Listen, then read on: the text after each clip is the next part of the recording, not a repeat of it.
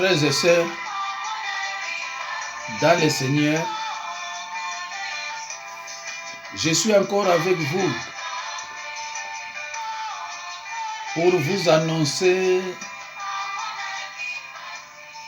une bonne nouvelle de l'Évangile. Et la bonne nouvelle de l'Évangile que je vais vous annoncer est intitulée « Sexualité dans le mariage ».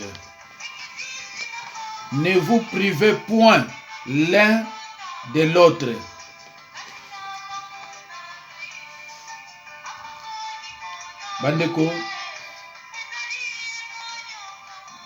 Bandeko na kati ya nkolo na ye lisusu na liloba na Nzambe po tosolola nga na bino kama muke. Naza desi mingi na ba mama oyo biso toza koteya butu moi, oyo baza koyoka liloba butu moi, me bazo tiango na misala te. Yango wana bomoni na yeli bino titre oyo sexualité dans le mariage. Ne vous privez point l'un de l'autre. Problème oya sexualité na kati ya mariage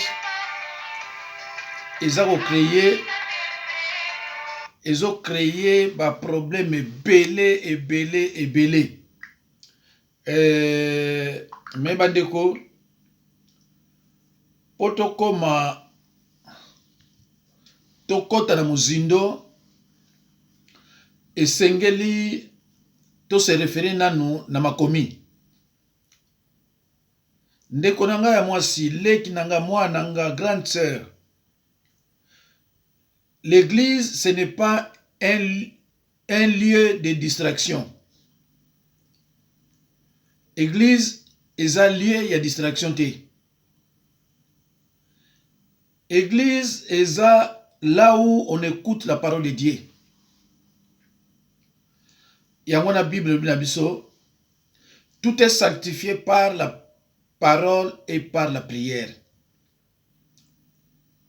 Soko kende na église ndeko na ngai sala nyonso otiaka liloba pratique. Mais soko kende église po otiaka liloba pratique te, ce n'est pas la peine à continuer. Mabala awa en Europe 60 à 70% eza ba enfer. Alors la plupart ba mariage ils ont contre le divorce. 80% ils ont la faute à basi. Ngaza musala nzambe ona osala ba délivrance na okutana. C'est vrai, ndambo ekoza la ba faute à mibali, mais 80% en tout cas ceux qui m'ont décidé que kimia ekotana ndako te, kimia pe ekota te. Izamawa tango nazo tambola okoyoka oh papa biso dans 4 mois tosangani kaka 2 fois, biso dans 2 mois tosangani kaka 1 fois ou bien 2 fois, parce que moi c'est alingité na tuni moi si ozo boya ndeko wana ni moi si na yo te azamo sinote non azamo sinote. C'est regrettable bandeko na ngai. Soki ndako en Europe yaki facile. Ba bale belo zo mona wana ne se kufa. Nde esse ekufa. C'est pour cela Paul nous a averti que oyo bakobala ba s'attendre na ba tribulation. Mikolo na kolobela mingi mwasi na mobali après bona ya sima. Mabala mingi kimezate. Ezo sala mingi na bandako oyo mobali asaliki 50 ans. Souvent yo sala na bandako oyo mobali asaliki 45 ans ou plus. Parce que na ba âge wana mobali azobanga soki baby bakoloba na bima et na fiche moko pozwa ndako eza difficile. Po ozonga na vie ya kovandaka pa ya bato eza difficile, alors la femme profite. Mais maman yokanga oyebi na valeur ya libala te poza na kati ya libala. O baza libanda batiaki monoko neti yo. O lelo baza libanda bazolela mabala na miso na mai na miso. Oyo batiaki monoko neti yo baza kolela na mai na miso.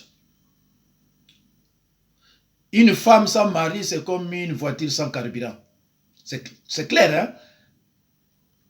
Alors, bandeko, soki yo oza na côté wana, camarade non aza divorcé, aza ko influencer yo, ma fille na web sotika. Ngaza musali na nzambe, soki lelo naza un peu débordé na ba ona moni, ona za ko yoka na kosenga na ova no kimia. Pourtant mobala okende ndako wana oyo otika nango obono futaka yango. EDF obono futaka yango. Gaz obono futaka yango. Biloko tout obono futaka mobali yo obono futaka yo moko. Tango omona que ça ne va pas obano luka libala ti okoma deuxième bureau ya libala ya batu. Obano déranger moninga no mwasi ya bala yo obano déranger na libala wana et comme adultère. Oyo na Exode 20 epekisami. Okoma sikoyo, okomi deuxième bureau. Après elle on a munoko nyoso bana ko sala lulemo koti na kati. Parce que tango zona oya yo moko lulemo bimani banda. Tango sikoyo tika lulemo ba charge nango obani ko no déranger foyer batu. O mobali wana zana mwasi na yeme na sa nini. Okomi lulemo suye koti na kati. Lulemo koti na kati. Kolala na kwenyo bana kolala na kwenyo. Esili obano ya siko na katikati nani azongi si yo na katikati comportement na yo ya mabe alo bande ko ngai ngana pressure liloba te po yo linganga ngana pressure liloba po yo ka pe o changer na linga te mutali nganga pona non ngana hotel liloba po yo changer o yo kiango o changer voilà soko lingo changer te na ministère nanga nazo obligé ya ko benga na yo na mobali na yo bien yo na mwasi na yo. Na ministère nanga siko ye eza pour changer. Mais soki yo ye pour changer te na koyebisa yo même soko pesa nga combien na koloba kende tikangai. Et voilà. Musa nanga nyango wana. Alors bande ko ngai tozo tanga na 1 Corinthiens 7 4 à 5.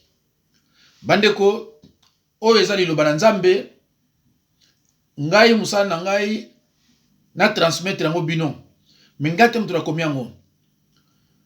Nous autres dans l'épître de 1 Corinthiens 7, 4 à 5. J'ai lu au nom de Jésus-Christ.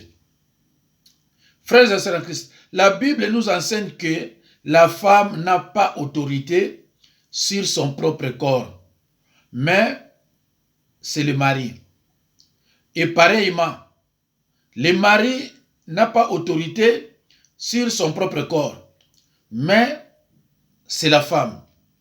Ne vous privez point l'un de l'autre, si ce n'est de commun accord pour un temps, afin de vaquer à la prière, puis retourner ensemble, de peur que Satan ne vous tente par votre incontinence. Ndeko, nabandeli, awa bazolo bilalika mususu te, a bazolo bilalika ba sexe, bazolo bilalika mususu te. Soki Nzambe asalaki mwasi na mobali asalaki bango d'abord pona basangana na sexe et loko liboso asalaki na wana bango kende ko bala na te saki baleka na ba sexe donc et loko liboso Nzambe asalaki mwasi na mobali pour toujours basangana na sexe. Voilà. Alors na reprendre ngo pona ba oyo ba bien te. Je lis na épître de 1 Corinthiens 7 4 à 5. La femme, 4, la femme n'a pas autorité sur son propre corps, mais c'est le mari. Et pareillement, le mari n'a pas autorité sur son propre corps, mais c'est la femme. Ne vous privez point l'un de l'autre, si ce n'est de commun accord pour un temps, afin de vaquer à la prière, puis retourner ensemble, de peur que Satan ne vous tente par votre incontinence. Ndeko na ngai, Bible elobi na biso, ne donnez pas l'accès au diable. Ebele, bozo bela ma maladi ebele kiri kiri zo silate pour na comportement na yo mabe na kati ya ndako na yo. Dans un exemple, ya ndeko moko mobali azaki na ordinateur azo salati iner. Nzoka mwasa kene na mbeto vers 23h. Mwasi avandi kuna avandi mobali azo yate aye apanzi biloko ya ordinateur ba papier zaki na pasoli yango et puis akimi akola na chambre. Mobali abengai Paul bananga ki alinko boma. Expliquer nga situation ninge zali. Nabi na ye, c'est ça la femme. Bible zolo bilabiso ndenge mwasa zali. Mais malheureusement na l'église ebele bazote ya bino pour na sepelisa basi. Voilà. Yango zo mona bana batu pe bazo changer te. Moi si foye ba ma benaye, l'église faut expliquer ma benaye. Ozo sala. Ndeko tinde changer ye. Mais ceux qui bino besoin côté ya basi. Pona ba sepelaka, ba pesa bino ba mbongo, alors mbula na mbula na ba mariage et ben nous allons toujours mon boulot. Moi si pas kene na chambre, aki rolata kola na jean akani sentir. Ayepa mbala tali abito kotala. Mbala zongi. Mbali kande bandio matabengi nga abi me namoni ayawa akangi azokanga sentir na pantalon alumi nga tokotala. Na ibse ndeko diable sa telemi zalaka mema yele. Soki na mbeto lala bondela lala. Parce que tension eza komata sikoyo. Alors bandeko tango mwasa na kena mbeto alali alai na coin. Mobali alali pe na coin.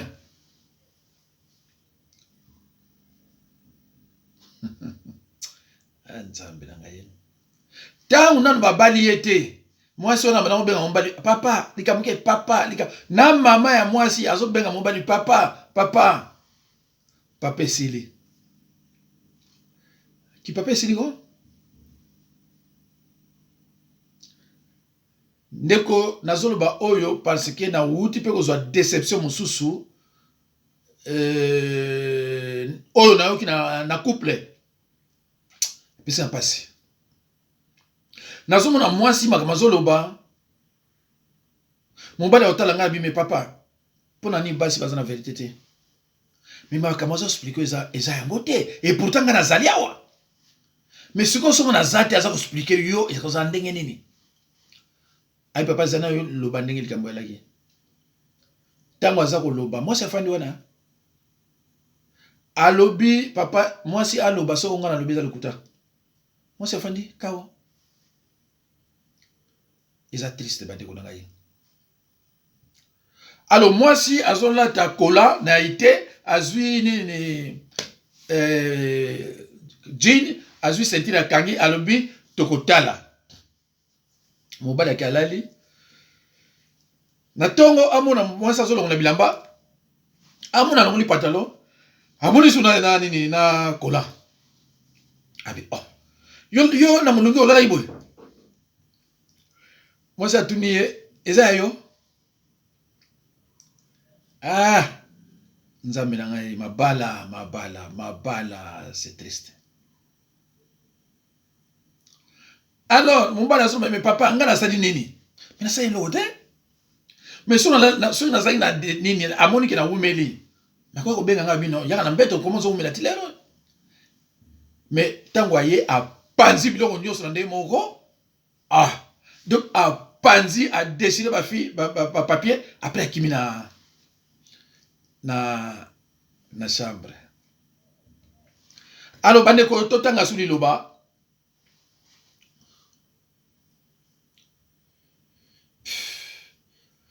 Dans Ephésiens 5, 33. La Bible dit que chacun aime sa femme comme lui-même. Et la femme, non. Que chacun de vous aime sa femme comme lui-même. Et que la femme respecte son mari. Ephésiens 5, 33. Que chacun aime sa femme, que chacun de vous aime sa femme comme lui-même, et que la femme respecte son mari. Bandeko.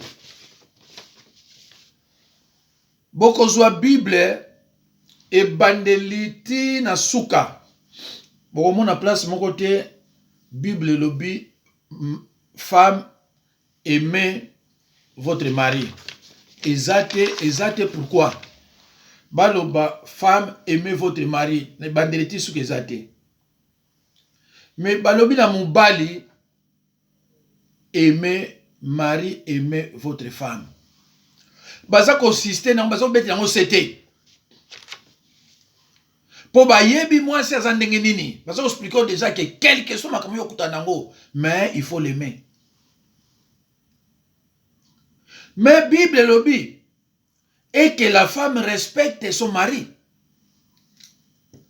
Mes chers frères et sœurs dans le Seigneur, je vous ai toujours dit que le divorce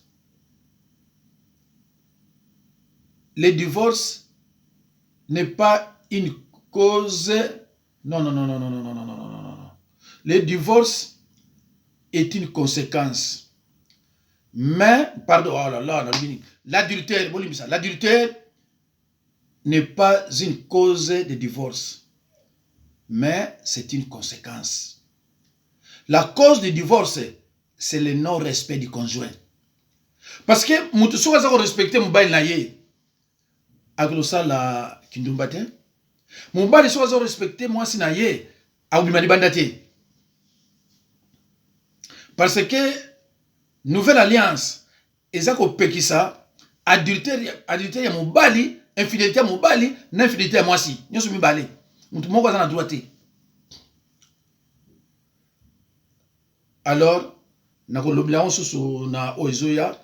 que l'adultère, c'est une conséquence, mais ce n'est pas une cause.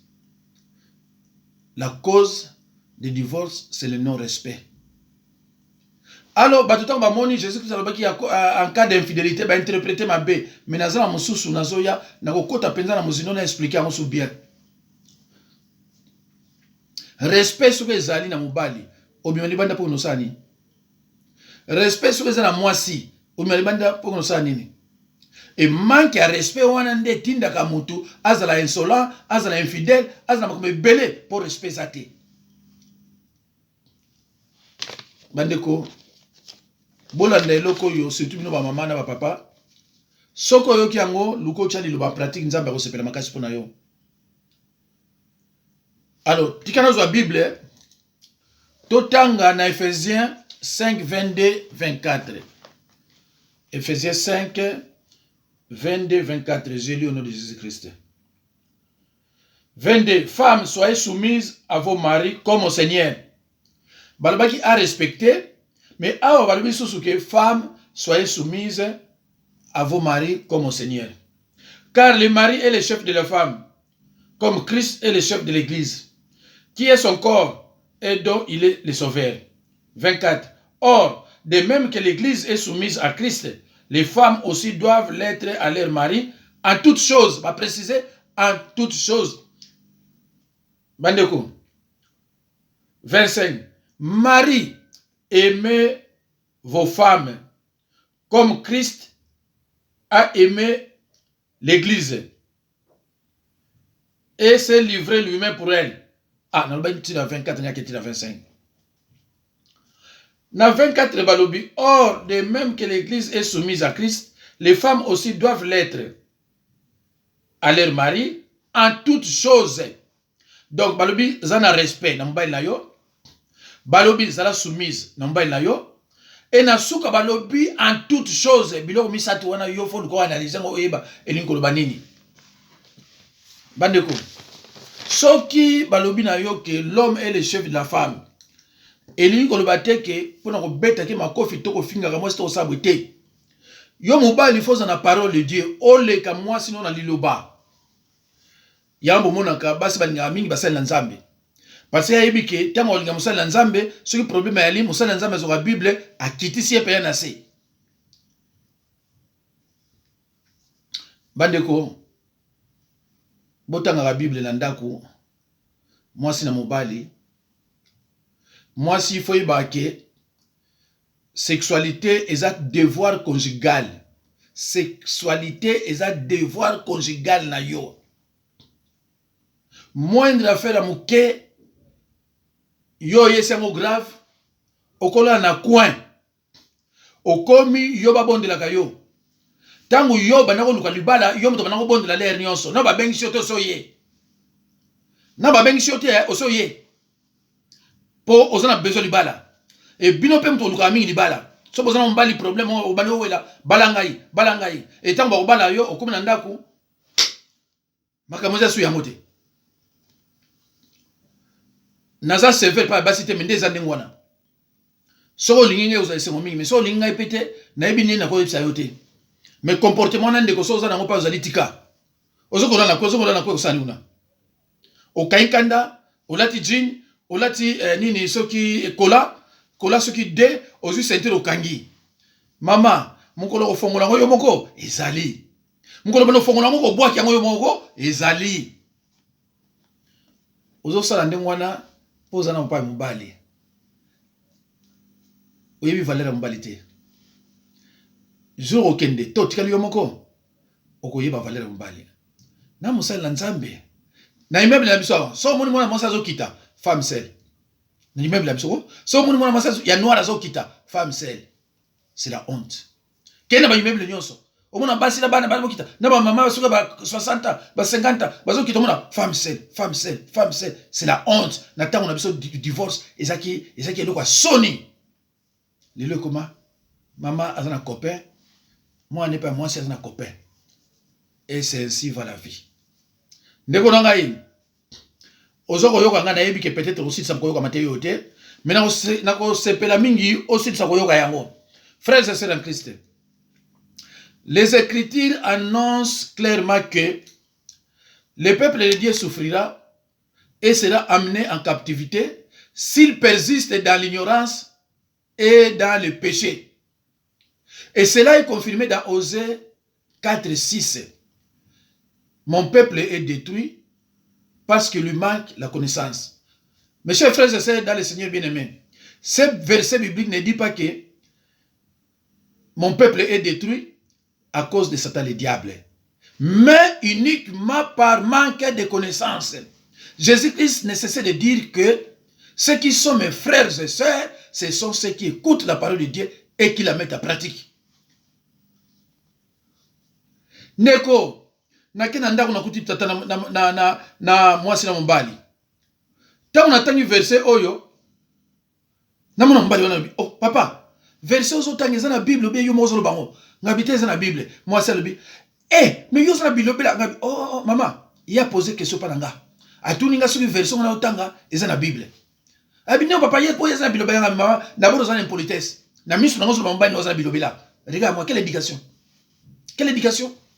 même si papa lo badika moyengo ezani papa ngamela na masanga mais na monaka aona ndako moi je me comporte mieux que moi sinanga avec ma famille il y a que des problèmes sur problème na problème biso na ye poto sangana mais c'est tout un problème mais chaque jour yesu na ngai nzambe na ngai mais papa tango yo tangi verset oyo ngana ngina tuna donc moi si nanga verset au église na bango bateya kamote ou alors na Bible moi si nanga verset au ezali to ezate ndeko nanga ya yo mto kende église tela mutu akende église amelakane masanga mais yo kama komezo bimisa na kunaye abingala kende na église te mais je me comporte mieux que moi si nanga avec ma femme quel des problèmes to vanda boy to ça combien to ça na bisoté so ça là tibilo na kina quoi pour na ça suffit.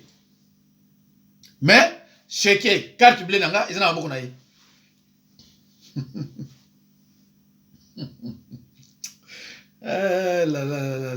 Paul Alobakiango. Ceux qui sont mariés connaîtront des tribulations dans les chairs. Dans leur chair. Ndekuza mama mingi. Mama, yo mtozo yo kangai soko zalaka ndengo na tika. Oza ko empoisonner foyer na yo.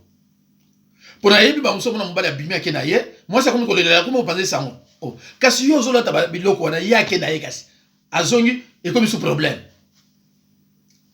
Ndeko kitoko mo se silaka. Kitoko mo si silaka. Na yebi basi onga bana ko banga na mu jeunesse, so na tali bango le nabe. Beaucoup maraboy. Basi muso mona koli le ko meti mobali. Mais ça moi si hein. Et okuma na mwa moko téléphone ko babenga ko souster. Muto babenga na futu na téléphone azati. Fond de teint et si ba pe souster. Lera ngoyo ozala bina mobali na yo. Tango o leka ba 65 bozaka na ye. Ezala sengo trop. Mais ceux qui yozo sala ke yoza boté, ko sa ndengo na te pese malamu te. Tango nazo ko nazo kota ba couple, au mona batu bazo tambola ba koti na voiture na malamu, mais so bazo na ndako, ça ne va pas. Toujours moi c'est mutabanda. Moi ça n'est qui na ndako te. So ba ndiko expliquer makambo. Oh, mais ma sœur, mais makambo yo expliquer ça n'a rien à voir na couple na bino. Mobali azo sala tout, moi ça ne compte pas été. Ka mobali mabe.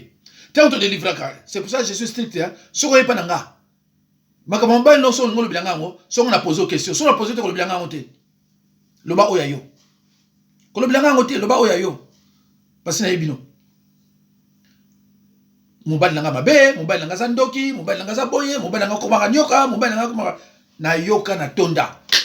Et tant bozo bima papa na samble na kine su église te, yo moko yebi ka ba pasteur ya mbolo ya makolo oyo, nyonso koma récitation na bino ngwana. Bato ya mabe.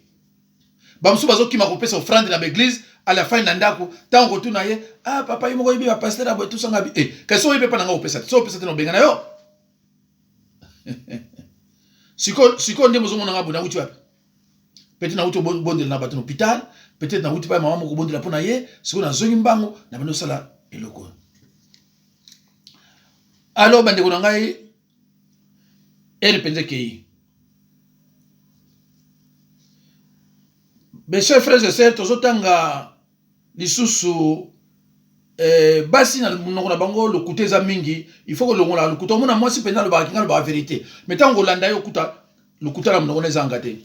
Alors nazo lo ba mingi pona basi parce que bipa nyonso na koti ba mariage mwasi kaka mobali soka lobi nazo ka clairement mwasi soka zo ba mensonge et en plus nazo lo ba bien que mwasi na coin mukolo kotika coin wana mututa lo bino kotika coin wana ozonga maleme yo moko tina kati ali. Toujours autant dans 1 Corinthiens 7:2.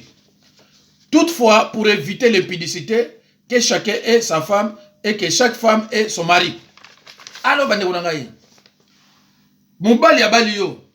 Abinga za na mwasi na nka ye yo, nyonso la bisengo na malamu bisona ye. Yo lingite. Milikambote. Dans Proverbe 18:22, les Écritures enseignent que celui qui a trouvé une femme a trouvé le bonheur. Oyo so balobi yango, basi nyonso na église. Amen. Amen. Est-ce que verset oyo yoza concerné? Te yebisanga. Est-ce que verset oyo yoza concerné? C'est triste. Alors, la Bible nous dit sur le plan sexuel, ne s'intéresser qu'à leur conjoint. Bible zoloba, pour la sexualité, moi, s'il faut s'intéresser kaka, faut que les à côté mobile na ye. Et que mobile, faut que les à côté moi si na ye, côté mususute. Hébreux 13, 4 à 5. Proverbe 5, 15 à 21. Respectez les principes de l'autorité. 1 Corinthiens 11, 3. Colossiens 3, 19. Ephésiens 5, 25 à 33. La femme doit également faire des efforts sincères. La femme doit également faire des efforts sincères. Ephésiens 5, 22 à 24. Colossiens 3, 18. 1 Pierre 3, 1 à 6. Bandeko, je crois que vous êtes suffisamment éclairé na mateya oyo boyoki. Nzambe na lola apambola bino. Soki yo mama ozana problème wana ndako to papa ozana problème wana ndako bozoko kwa kozwa solution bino mibale te.